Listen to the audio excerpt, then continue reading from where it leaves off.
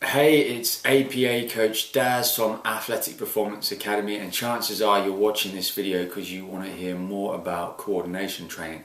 Now, if you didn't check out my previous video on reaction speed, go check it out because I talked to you in more detail about the 5 S's and specifically skill. Coordination is one of the subcomponents of movement skills, and we're going to talk about it in a little bit more detail today. In fact, it's really important because when people ask me to define athleticism, one of the first things that I talk about is the ability to perform the right movement at the right time.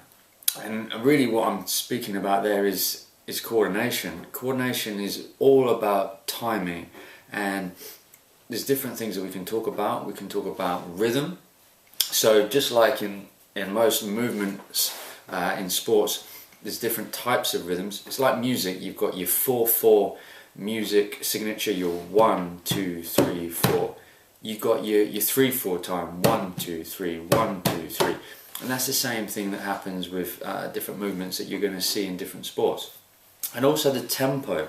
So does it have a slow tempo? Does it have a fast tempo? Or does it start slow and get faster? So again, these are different aspects of timing that we want to look at. And it's really important that you expose your athletes to as many different types of movements as possible because they're going to have different rhythms and different tempos. Now, in terms of movement categories, I tend to subdivide it into those categories of movement that are more locomotive in nature and those that are more manipulative in nature. So locomotion or locomotive movement skills are those that really focus on you getting from A to B. So things like running and jumping and hopping and skipping and crawling, all those kind of things.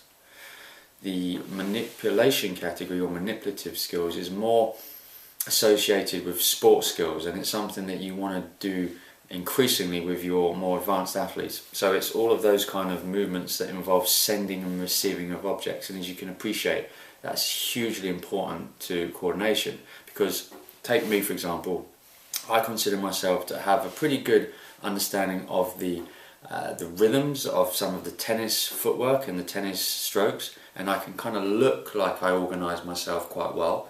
But then when it comes to the actual timing of those movements in response to the tennis ball, I mistime it. I either get it too late or I'm too early, and I just don't quite seem to be able to organise the timing of my body with the tennis ball that's coming to me and the racket that I'm hitting. So you can see that increasingly you want to spend more time working with sport skills, but there's a hell of a lot of movements that you can do with and without equipment, and this video series is going to show you some of the ones that we use with our athletes to get them more coordinated.